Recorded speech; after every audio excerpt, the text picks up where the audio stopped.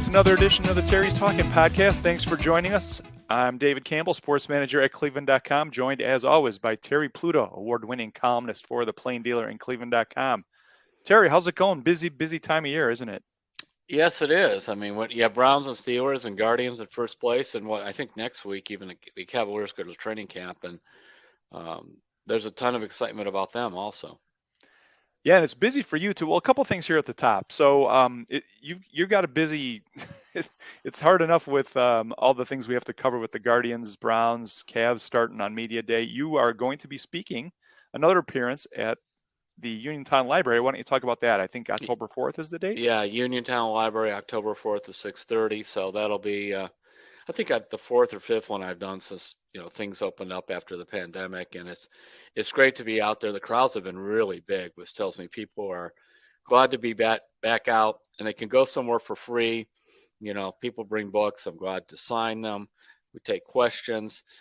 It also, what I found these things do is help me get an idea what fans are thinking about, and just when it comes to writing, because I often think it's always dangerous when you say there are two types of whatever it is, this and that. But oftentimes there are two types of writers I see in especially the sports writing business, those who write for the readers and those who write for themselves. And I've always wanted to be a person that writes for things that people are interested in reading. Yeah, sometimes the faith columns are going to go into more of a personal thing that for myself, but I really want to be read. And a way to do that, though, you have to kind of know where the pulse is. And I get a lot of emails, but sometimes with the emails you get, I mean, right now everybody wants to burn down Berea. You understand that. Those are the folks you hear from. But when you're out there and just a group of readers and sports fans, and they tend to be probably middle-aged to later, but there are hardcore readers. I really get a pretty good idea what they're thinking about. Well, yeah, and speaking of that, Terry, about the fans having great ideas, you were out at the Medina Library a couple of weeks ago, and you got a really good question. I thought we would throw this out to people. Somebody asked you which team in Cleveland will be the first to win a championship. And we kind of touched on it last week, but I wanted to kind of get this at the top of the podcast here and just say, hey, send us your thoughts on that. Everybody's listening. Send it to sports@cleveland.com. Just let us know which of the pro teams you think is going to win first and why. And we'll kind of gather up some of those best responses, and we will put them on next week's podcast. I'm really interested to see, because this is you don't see this in Cleveland very often, where there's three teams that are pretty good to really good and kind of right on the edge, right? Yes, yeah, and a couple of things. Number one is you have three different economic environments too. That's the thing to look at. Where football, I mean, one thing I always say when I ask fans will ask me that question at the library or wherever, and I have them vote, and then at the end, regardless of how the vote goes, well, the team that is best positioned to win is the Browns, not because of the way they're run, but because of the way the league is structured. If Green Bay can go to the Super Bowl, Green Bay, what's it the size of? I don't know, Canton or something. It's small. I've been to Green Bay. I love Green Bay, but I have no problem with a team being in Green Bay. And that's what I do like about the NFL. You can have a team in Green Bay, a team in New England, and everywhere else. Cleveland, you got to shout. So, meanwhile, baseball is the Wild West economically. Everybody does what they want. And and basketball, somewhere in the middle. So that's something to consider as you do. Why? So it's sports@cleveland.com, right, David? Sports@cleveland.com, and just put which team will win first in the subject line, and we'll get some of the responses on next week. It'll be a really good discussion. It'll give us time to think about who we think is going to be the first Cleveland team to win a championship from here on out. So, all right, Terry. Speaking of teams in the mix for a championship, the Guardians. Every week we talk about how amazing this is. They're 81-67. They're 14 games over 500. Their magic number, Terry, last night drops from 12 to 9 because they beat the White Sox. And you'd usually say, well, geez, why didn't it go from 12 to 10? Because they beat the second place team. But Joe Noga, who covers the beat along with Paul Hoynes, discovered through his magic number research that because they won last night, they won the season series against the White Sox. So if they finish in a tie, the Guardians win the tie. So that actually drops it to 9 because the White Sox would actually have to finish a game ahead of them now because the Guardians won the season series. And some game last night, 10-7, 11 innings.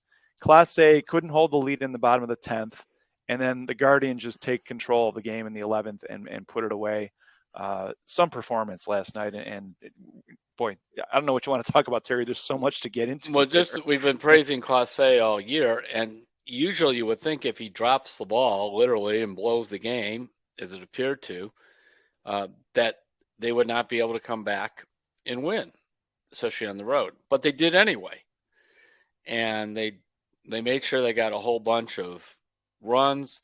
I saw that play where the White Sox forgot to cover third base. Yeah, the White Sox are a talented, sloppy, unfocused team.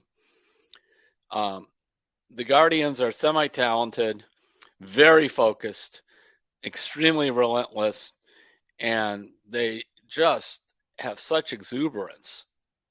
We go back to how they fell apart against Seattle at the start of the late August, early September, and where they lost 8 out of 10 in 7 of those games for Seattle. And then since then, I think they've won 13 of 16 now. And so they got back in their division, and I don't really want to hear how bad the Central Division you're in the division you're in, and you have to beat these teams. And it's not as if they're going to sneak into the playoffs at 82-80 like St. Louis did a number of years ago or whatever. Are they 14 over now? They're 81-67. Yep, 14 Jeez. Games over. How about that? 5 games up on the White Sox and 8 games up on the Twins. Yeah, so it's, you can't start. It's not flukish. It's not. I mean, Francona, you could tell he's amazing. He said, well, just because they've never done it before doesn't mean they can't do it now. And that I saw, I mean, he was out there again on the field. He's driving this car hard. He could, he feels it. Because he also, I think, has had just such joy with this. Because I know he had a lot of trepidation coming in. When Terry Francona came here 10 years ago, he did not come here to lose 90 or 100 games. Yeah, he's willing to put up with a lower budget and younger players. But this guy is not going to, frankly, tarnish his legacy by just coming to somewhere to get a job and draw a paycheck. And so, because remember the first year when he came, they did sign Michael Bourne and they signed Swisher.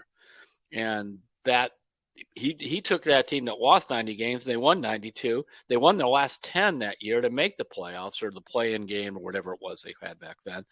I think it was a 1-game wild card. And so now they're guaranteed of they won't have a losing season again. So this will be his 10th year, and they've had only 1 losing season, and this will probably be the 6th trip to the playoffs. And Terry, I've been thinking about ever since Elvis Andrus said, what was it, last week, that they're just going to keep the White Sox. We're just going to keep winning, and we're going to wait because the Guardians are going to crumble.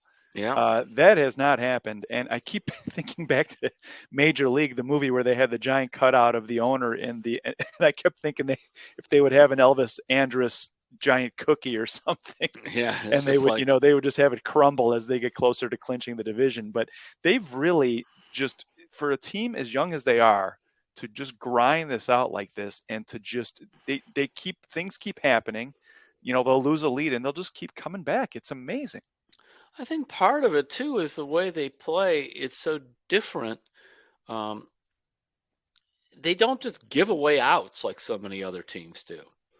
I mean, yes, you see like when Myles Straw batted 098 in August, that just hit one pop-up after another. In fact, the top Cleveland official told me, I was at the ballpark Saturday talking to a lot of people, said, do you realize he hit only 1 ball hard to left field in the entire month of August? And it was on the ground. And I'm like, I did not realize that. He says, we're really in his ear about some of these pitches you can pull. Yes, you're a right to center field hitter, and you've had a lot of success that way. But now you're just feeling for the ball. You're not swinging very hard. Now he's hitting 340, this month, and he had the big hit last night. Francona, the weakness for him is also kind of a strength. You could argue it either way. He's very faithful to his veterans, and he believes if they have sort of a track record, they get back to it. So I kind of pulled up Myles Straw's stats. Right now, actually, he's got his average up to 218, which is higher than it's been for months. But like when he was a rookie, he had 269, and that was in 2019. This is with the Astros. Now he had only 207 and 80 at bats. That was the pandemic year. Then he was hitting 262 when the Guardians traded for him in 81. And then he had 285 after the trade. So this guy, he's a 250, 260 hitter anyway. And one will play in elite center field. And Francona just kept thinking he's not going to bat 198. Now, Austin Hedges, he's probably going to bat 190. He always bats 190. That's what he does. So that has paid off. And then his ability to, he stuck with Straw. He stuck with Quan. We forget about how Quan had a terrible May. He hit under 200 after a strong April. But he believed in the kid because he pushed for Quan to make the team when they had their discussions with the front office. Because it was on the line, do you keep him or not? He only had like 60 games in AAA, but they just decided they would. And then he stayed with them. And then, you see too how his patience is paid off, but you have to play, as he always says, play it the right way. I don't think any team runs harder. I'm not sure I've even seen any Cleveland team. They've always hustled pretty well for Francona, but maybe because these guys are more athletic and younger, they take more balls that look like they're going to be double plays, and they're not double plays. They take more balls that seem like they might be infield outs, and they're either infield hits or they're close plays at first. I mean, if you are an infielder, as somebody was an infielder 100 years ago, and that guy's fast running down to first, it puts a little extra pressure on you. Make sure you feel that thing quickly, get a good throw off, and it really does start with Jose, and I throw Amed Rosario into that. It's going to be interesting, David, on Rosario. What do you think they're going to do there? He's got a year left on his contract for next year. In terms of extending him, you mean? Mm-hmm. I think they're going to take a hard look at it. I mean, we've talked about this, Terry, not just his stats and what he's done, but just what he means to this team. Yeah. I mean, he and Jose Ramirez are really just the fire that keeps the engine going in the middle of that lineup. And I think they have to look at least something. What would you think? 3 years? I mean, what would you be looking at with him? I would let him keep next year, although it's arbitration. So I might offer him 20 for 2, 22 for 2, something like that. And maybe he turns it down, maybe he doesn't. But all right, let's take a look at something.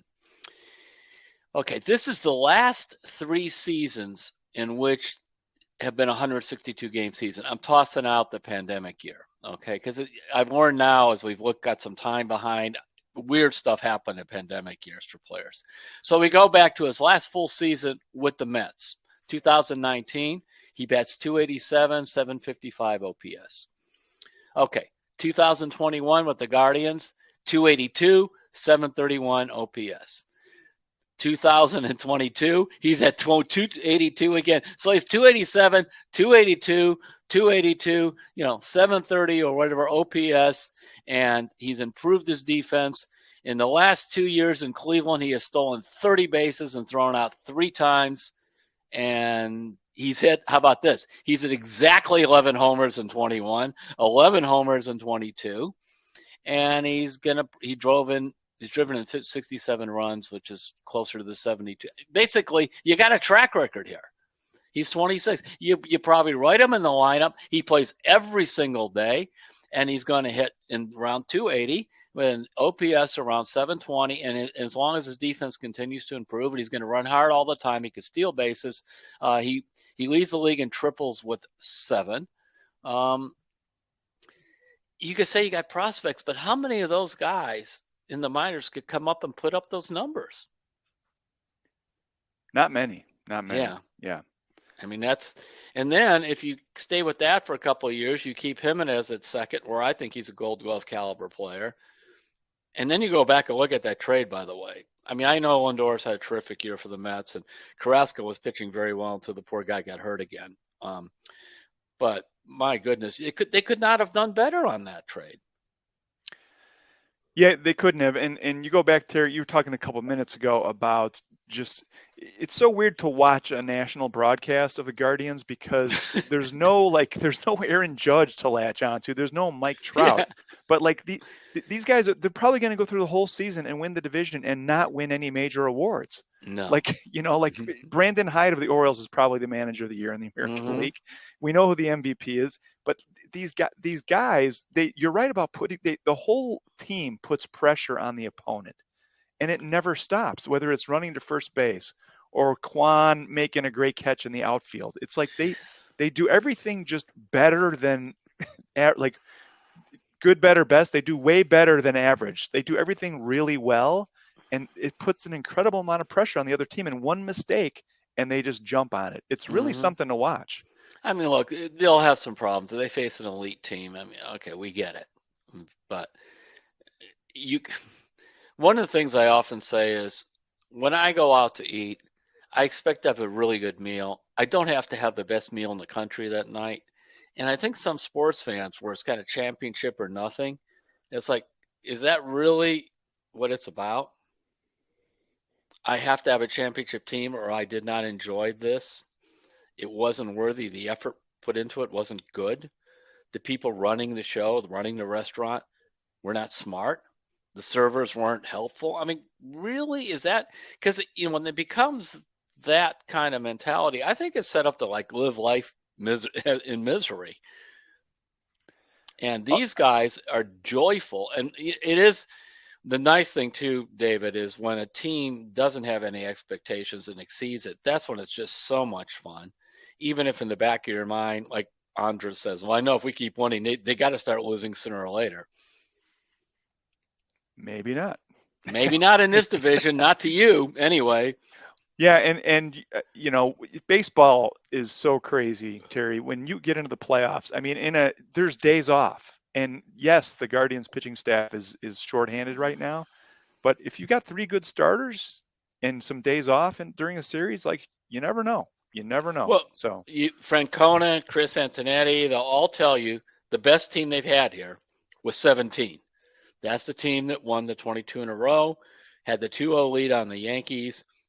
Remember, Encarnacion got hurt. Something else happened. They got knocked out in the first round. The team they liked, it was a good team, but not like the 17 team, was, of course, the 16 team, which was running out of pitchers and went to Game 7 of the World Series. So there you are. All right. Well, it's Tristan McKenzie against Lance Lynn tonight in Chicago, and the Guardians will either be 6 games up on the White Sox at the end of the night, or they'll be 4 games up. So another big one, and we'll see how that one turns out. All right, Terry, let's move to the Browns. Boy, there's a lot to talk about here. I don't know. Where do you want to start with the Browns? Well, so let's start with the Steeler game first, and because what I'm working on my pregame scribbles and what I'm going to talk about, the ramifications of this game actually goes back to the 2 previous games for both teams. You got 2 coordinators here. This is a subtext to the game on the hot seat. And then necessarily will they fire him after 3 games? In the old days, you would say no. But in the NFL, especially since, for example, Joe Woods is in his 3rd year, maybe. Because I can tell you, in Berea, they are outraged internally about these broken coverages. Because it does go back to a problem of a year ago. And this miscommunications. I've gone through the 2 games. First of all, the Browns have allowed 17 points in each of the 2 fourth quarters. That's like a deplorable bullpen.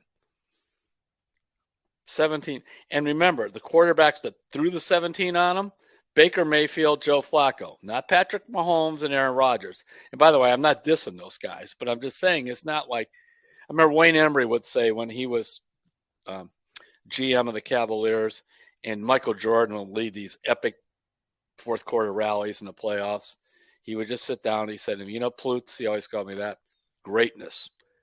It's hard to beat greatness.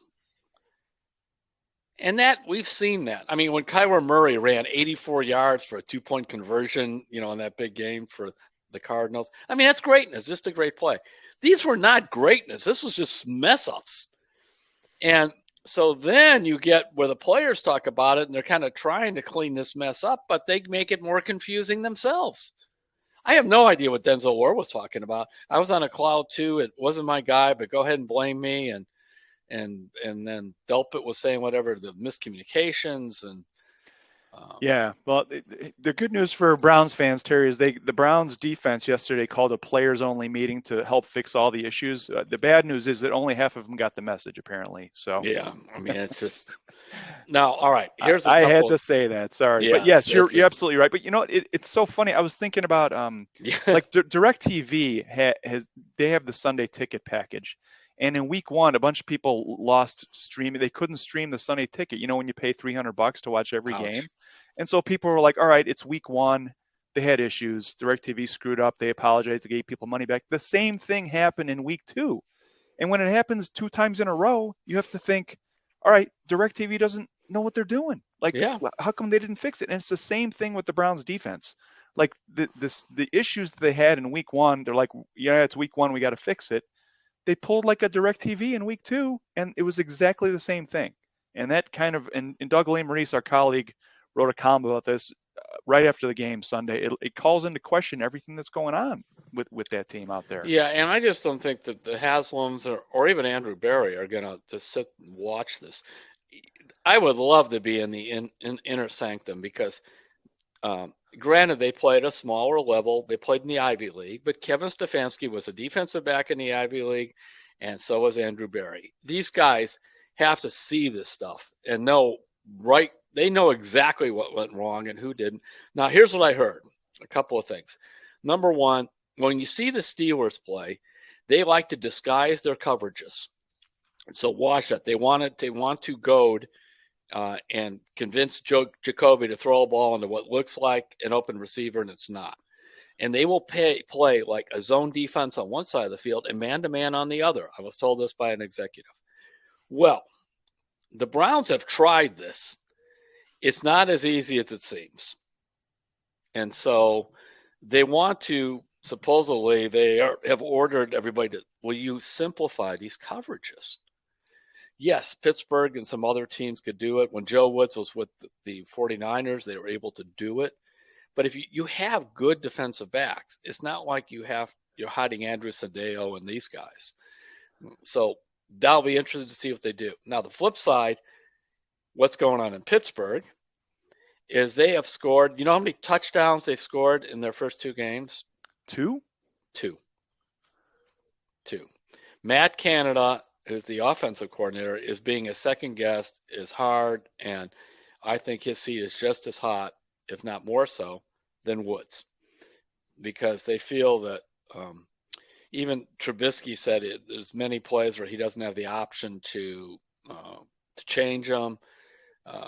They just think that the offense is not playing to the receivers, that like they have Claypool, they have Pickens.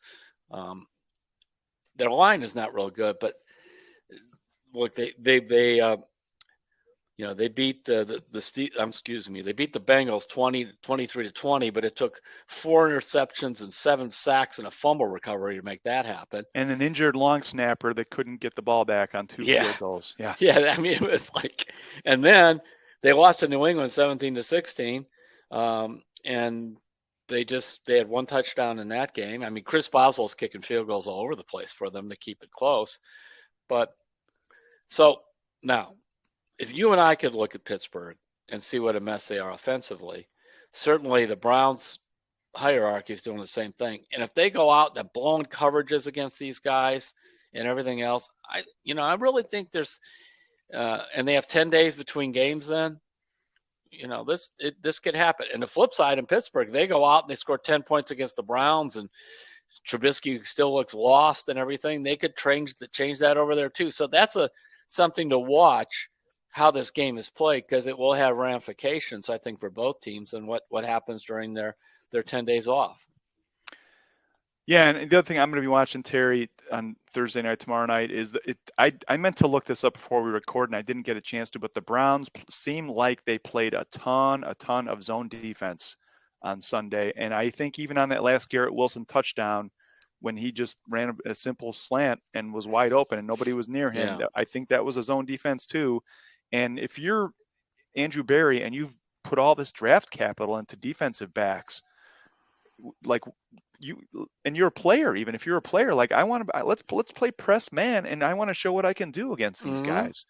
And I wonder if that was some of the discussion that they had yesterday in the defensive meeting was like, hey, let's get after these guys instead of sitting back and letting them come against the zone every time. And let's underline your point. So let's go through the players. Denzel Ward, fourth pick in the draft, $100 million extension. Greg Newsome, I think it was 22nd pick, certainly first round pick. Greg Delpit, second round pick, second round pick, wasn't he? Yep, that sounds right. Yep.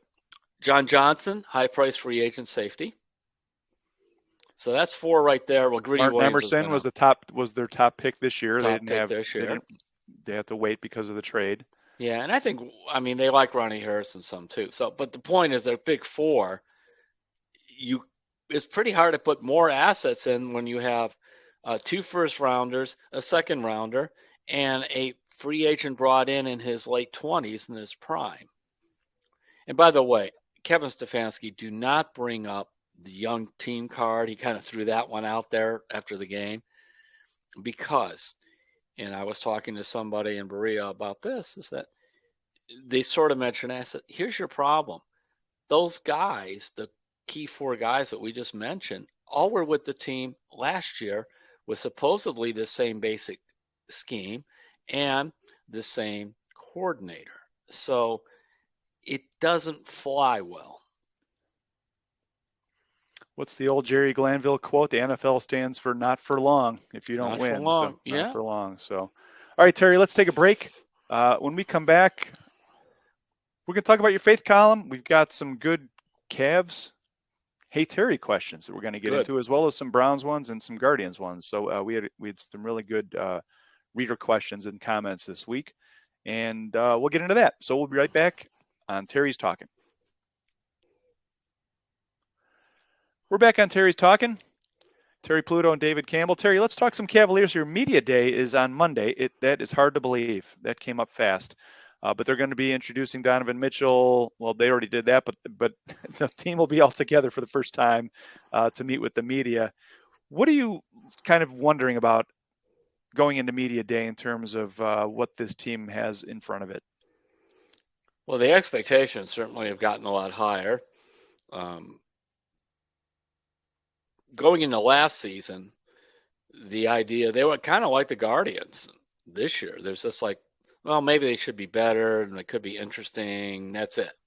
And, they were on their way to the playoffs till the last 20 games, and a lot of injuries hit and inexperience. And also the struggle they had scoring led to them making the big trade for Donovan Mitchell. When you trade 3 future number ones and Sexton and Markkanen, who will be 2 starters in Utah, plus your other top pick, Abaje. So really they traded 4 number 1 picks when you count him.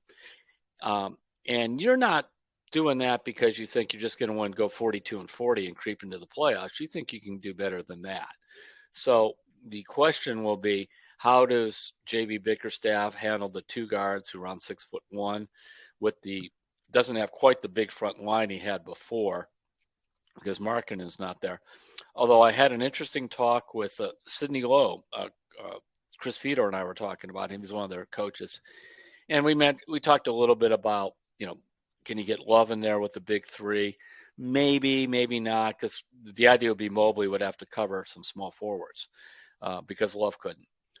And then Sidney's mentioned, we were talking, he said, Dean Wade is a better defender than people think. And if we want to go big, now I'm not saying they're going to start Dean Wade. This is not where that's going.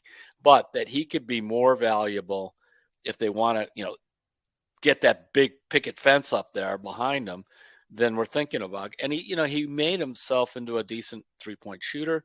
And I forgot all about him. So suddenly, but the idea and the premise, and I talked to Bickerstaff about this too, is when you have now a big 4, 3 guys have made an all-star team, and most people believe Mobley will soon follow. You always should have at least 2 good players on the floor at any point in the game. And so that means you could put Kevin Love in there, you could put Dean Wade. Then suddenly, if you have all-stars on the floor, these role players become more valuable. You can hide their weaknesses and play to their strengths. And like Kevin Love should get a ton of open shots with this group. And same thing with Wade. I think they're going to have to figure out how to really maximize Mobley's growing offensive game, because there's a lot more there than we have seen. But so I'm fascinated by that. I love basketball, and I understand I'm far more comfortable talking about some of the things we just did there and breaking down film and basketball and all that than I am in football. I mean, I was blessed because I covered George Karl when he was a real young coach, who actually was very good with X's and O's. George was very immature at the time. And then I had the whole 6 years of Lenny Wilkens. And during 5 of those years, practices were open. So I learned that was going to basketball graduate school there. And Lenny would sometimes sit there with a couple of the writers, Bert Grave, who was at the Pioneer at the time. I was at the Beacon Journal, and Joe Menzer from the News Herald. And he started X's and O's with us and really would teach us things. And it was a different time. So, but I just have felt comfortable with the NBA ever since then because of their kindness. And George, I learned some stuff from George too. So Karl, and George just went into the Hall of Fame. I mean, I have to admit, go back and think of that. Who knew? But there you go.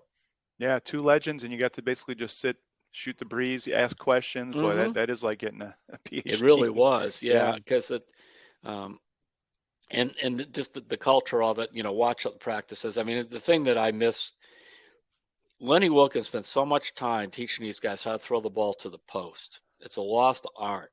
And see, I think the Cavaliers need to do a better job of that. Rubio knew how to do it because he was European trained.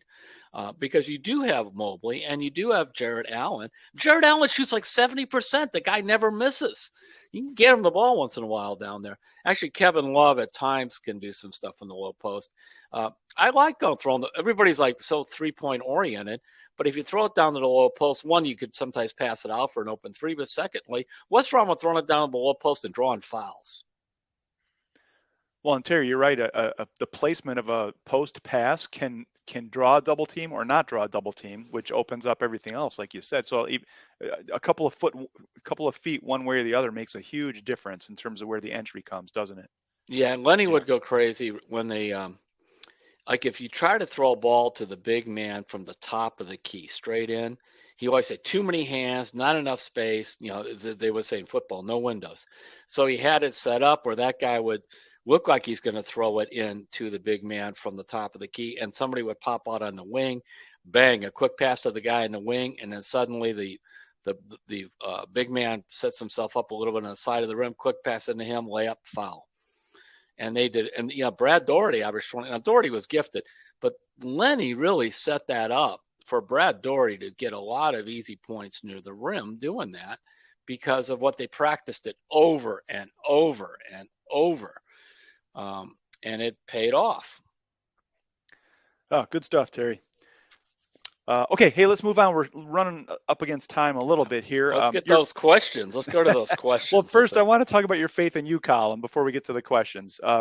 This week, you kind of write about, I think you call it, we all have difficult people in our lives that we have to deal with. And there's one that kind of we have to deal with every day, all of us. Why don't you talk about this week's column? I was actually researching for a message that I gave on sort of the battles that we have with ourselves at last Monday night at the Haven Arrest at Akron City Mission. And I just was looking about this, and suddenly I found this quote from a famed evangelist and preacher, D.L. Moody. If you ever heard of Moody Bible Institute, that's him.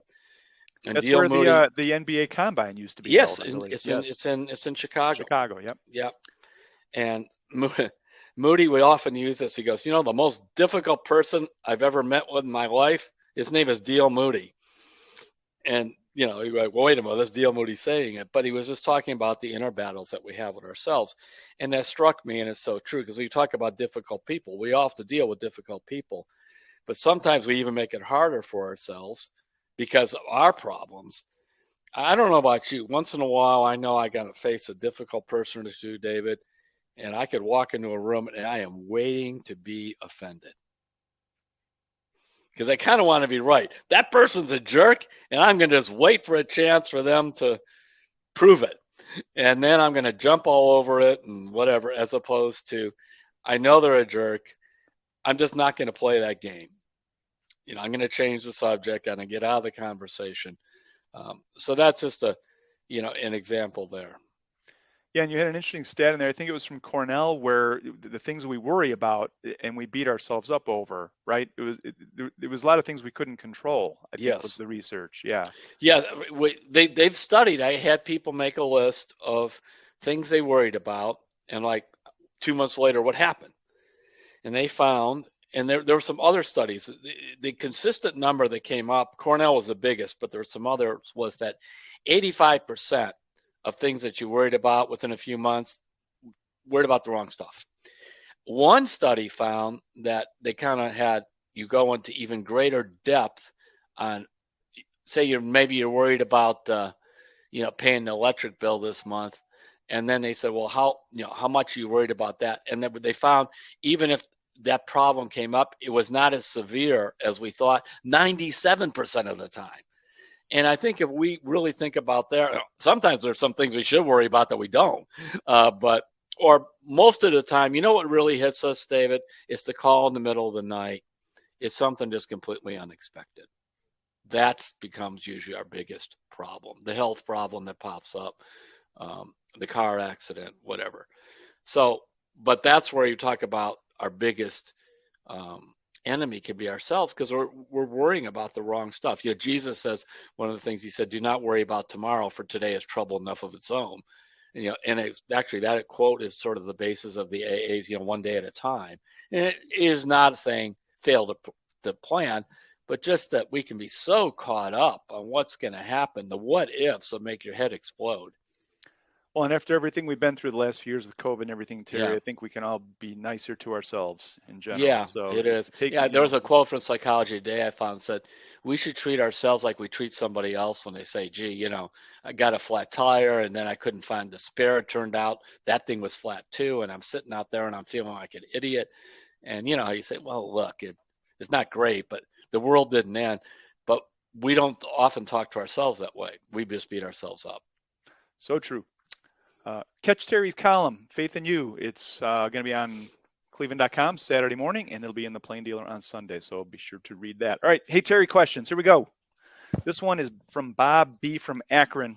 We didn't have time to get to this one last week, Terry, so I wanted to put him first so that Bob gets in. He says, hello, David and Terry. Really enjoy the podcast. Thanks, Bob.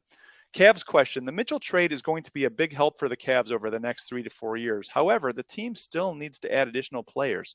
My question is regarding the trade value of Love and LeVert. Is there a possible trade with the Pacers for Myles Turner or Buddy Hield? Or with Sacramento for Harrison Barnes? Thanks. And he says, P.S. Terry, great job beating the drum on the importance of a kicker for the Browns. Game ball to you. There you go, you guys. There you are. And of course, then my kicker missed the extra point, but at least he's a good kicker. We'll see. The answer would be probably yes, because especially if those teams look like they're struggling again. LeVert and Love are in their last years of their contract. I've always liked Buddy Hield, and because of his shooting, and the Cavs do need. The executive from another team was telling me he really likes the Cavs, and in fact, he was the guy that I quoted that said that it was time to take a big swing for them. He said, but I just worry about their lack of shooting. They really do need another 3-point threat.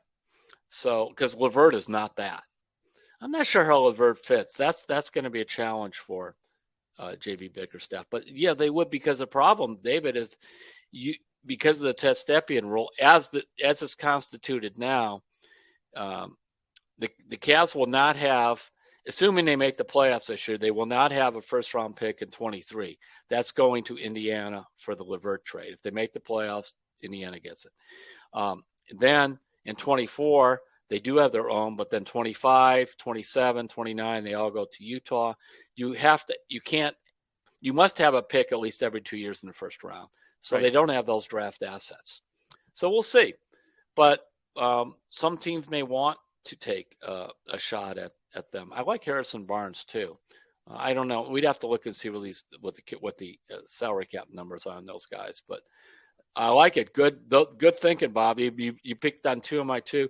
Myles Turner, I don't think so. I think they feel they got enough big guys, but I think the other two would be really nice pickups. I think Cavs fans have always had a soft spot for Harrison Barnes. It's been interesting. Yeah. So, all right.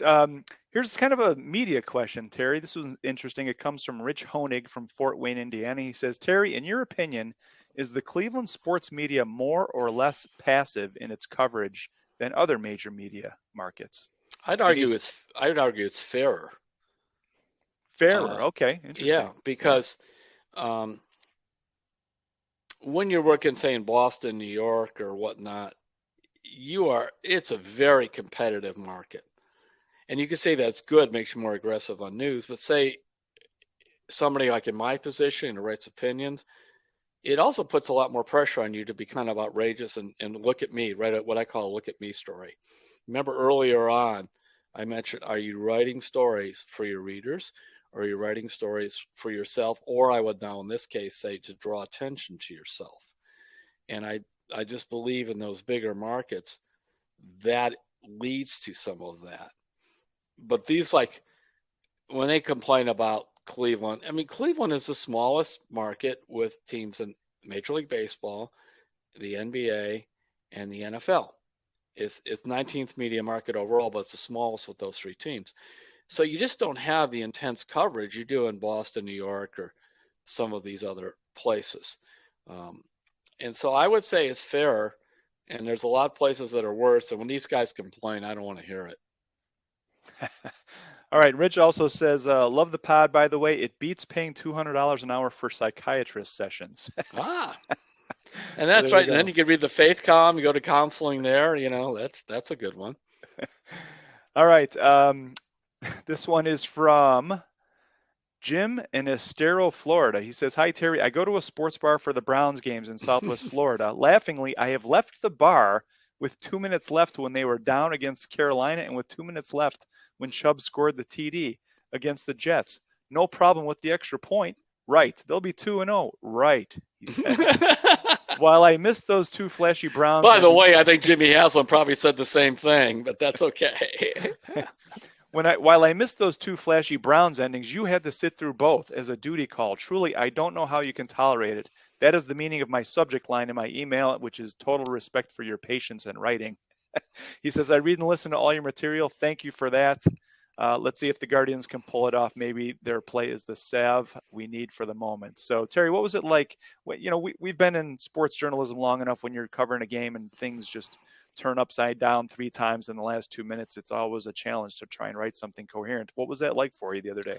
Well, the big thing is, in the internet age, they want stuff up quickly. Like in the past, where you're just writing for the paper, you could just, unless it's a night game, you could just wait it out. So in both games this year, early in the fourth quarter, I'm starting this column saying this is how the Browns want to play without Watson. They're getting some field goals, like in the first game against Carolina. Brissett is not making turnovers. It wasn't pretty, but they're running the ball like crazy. This is the offense they want. And the defense, remember, at that point, I think Carolina had 10 points or something like that. So the defense was playing well. Once again. And then, of course, at the end of the game, they give up 17 points in the fourth quarter, and then they need a 58-yard field goal to win. And then we flip it to last Sunday. Now it's like, Brissett's even better. Amari Cooper, he's among the land of the living. Look at this. This is, they're running the ball well. Nobody can stop Nick Chubb, all this stuff. And I mean, we're taking it down to 2 minutes to go on this thing. And I'm like, the defense has done a good job. Joe Flacco looks like it's finally over for Joe Flacco. No, it's not. So then on both cases, I mean, at one point I had 2 different columns going, at Carolina, one there and one. I remember I looked up and I said to Mary Kay Cabot, and this is in Carolina, and to Dan Lobby, I go, are they going to actually lose this game?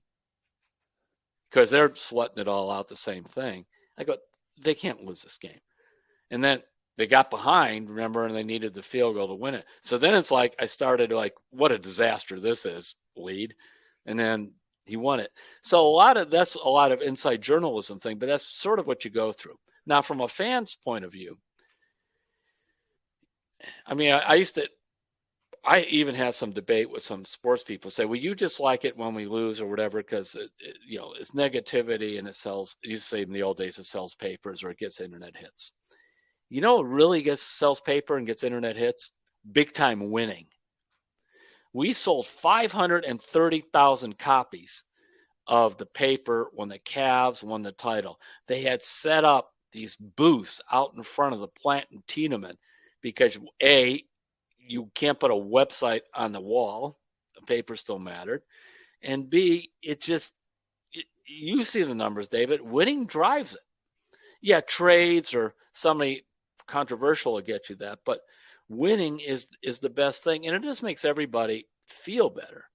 And that's why when I walk out, like after the Jets game, and I finally have come up for air after writing a quick column after and then writing the scribbles, and although I did write the things they still steaming about the Browns for the scribbles because then we had Myles Garrett giving his critique of the fans. Thank you very much.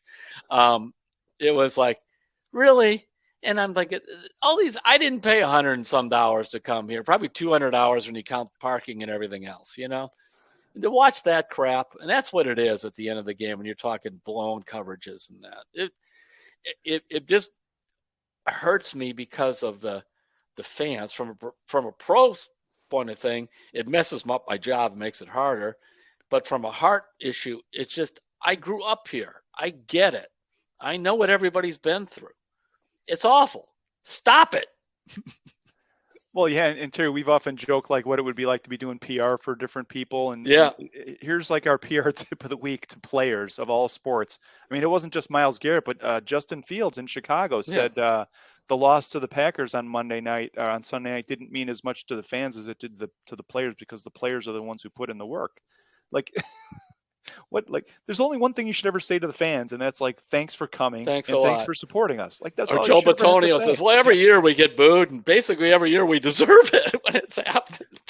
If you want to win the fans over, the line, and I've heard players in the past use it, I would have booed us too, the way we messed that up. You say that? All right. Now let's talk about something. And this is something, because players, most of us live in our own bubble of our own world. Like I was telling you, it took you a little bit into my bubble of the how I'm writing one story, then the other, and flipping it back and forth. That's going on in my bubble. But I do hope that I'm able to see out of the bubble what the customers are dealing with. And I brought up the $200, say, the average fan spends, or whatever it is. It's a lot of money. Players forget that to earn the money to go to the game, to watch them, they have to put in the work. Yes, there are some corporate seats and some corporate people, but that guy in the dog pound, or that person in the upper deck, or that lady with all her Browns bones and all, they're paying money. And they are not on $1 million contracts. I remember one time a player said to me, "Well, you got to understand, our minimum was only $500,000. And Sheldon Oker and I walked out of the locker room. Sheldon was a baseball writer for the Indians back then when I was covering. And Sheldon said to me, he goes, I wonder how much he thinks we make. But I think that's the problem. There's a disconnect for the person making, even if you're making like $22 an hour, $18 an hour, or say you're making $50,000 a year, it's a nice salary. But when you're looking at the cost of tickets and that, no, they're putting in the work. I know of people, because they've sent me emails, who have forego vacations and maybe just go away for a couple of weekends so they could buy Browns tickets, season tickets. So excuse me, whether it's Justin Fields or Myles Garrett, they're putting in the work too. Well, and Terry, some of these families have had tickets for 30 years and been putting in the work for 30 years to pay for season tickets. Yes, so it's been down. This is, it's like, and they probably feel like, another year older and deeper in debt, the old song. All right, let's get our last one here. We got about a minute or two left here, Terry. This one is from Alan Gilbert. He's from Westerville, Ohio. He says, hey, Terry, here's an interesting topic for you to explore. Why do the Guardians win games that they should lose while the Browns lose games that they should win? All right. Well, it's like a riddle. Part of it is, I mentioned earlier about when you blow coverages in the fourth quarter and that, it's like a bad bullpen. The Guardians have a good bullpen. Most games end up fairly close in the pros. Not all, but most. And if you can't shut that team down late, you lose. Because you could, you can come back sometime. But, that's been the remarkable thing about the Guardians. A couple times this year when they've had some blowups from the bullpen, the team just sort of seemed to rally around and win it anyway. But you don't want to live that way. Most of the time, and the players on the Guardians themselves see, we get up 7th inning, we're thinking, well, we got Karinchak, we got Stefan, and we got Clase coming in, and the other team's thinking the same thing. We don't want to face those guys. We just got to get out in front. But if you're watching tapes of the Browns the last 2 weeks, and you're looking at those blown coverages, you're trying to think, how can I run a play late in the game and have them have another blown coverage? Browns need an Emmanuel Clase is what they need to do. Yeah, well, or they just need stuff in the secondary. Tony Grossi this week on the when he was asking questions on Monday after the game brought up the Greg Williams 25-yard the back Angel. safety. Remember how we used to make fun of that? Yeah, with Jabril Peppers. He used to literally put him 25 yards behind the line of scrimmage and just stop anything deep. And Tony was asking if that's something the Browns would rule out. And I don't know that they gave a great answer. They didn't want to say one way or the other, but it was an interesting thing for Browns fans to remember. So. Well, do I want to play the whole game that way? No. Would I like to play some of these fourth quarters that way? Yes. You could still play some press. Now help me, David. You're better on this. Can't you play some press man-to-man on, you say, the two key receivers and still have the Angel? Absolutely. Yeah. I mean, the Angel's basically the quarterback is the quarterback of the defense. It's the 11th guy. So yeah, you could do that, no problem. Probably Williams is sitting there looking at those games and texting his friends, going, "They made fun of me about the Angel." And a few choice words in there. Yes, sure in between, yes. So, all right, Terry, let's wrap this up. Let's talk about your library appearance one more time on October 4th. Yes, it'll be October 4th, 6:30 p.m., the Uniontown Library, and it is free. All right, and one of our emailers said that I should mention more that people can subscribe to cleveland.com. So I'm going to do that real quick. If you go, the easiest way to do it, I think if you go to cleveland.com/Browns is probably the easiest way. But there's a blue banner at the top. If you click on that, if you sign up to subscribe, you get everything that's on cleveland.com you can read. Plus, you get a Browns newsletter every morning. You can join our Browns Football Insider text group, which is where you get texts from the Browns reporters as they're out covering stuff. And you can write back to them. It's a great deal, and we have a lot of fun with the text and the newsletter. I think you'd really enjoy it, especially I think they're offering some bargains right now, too, the last time I saw, too, on that. Yeah, I think so, and it helps support us. So take a look at that. We'd love to have you on board with all that stuff. That'll do it. Thanks for all the letters. We really appreciate everybody listening, and we will catch you next week on Terry's Talkin.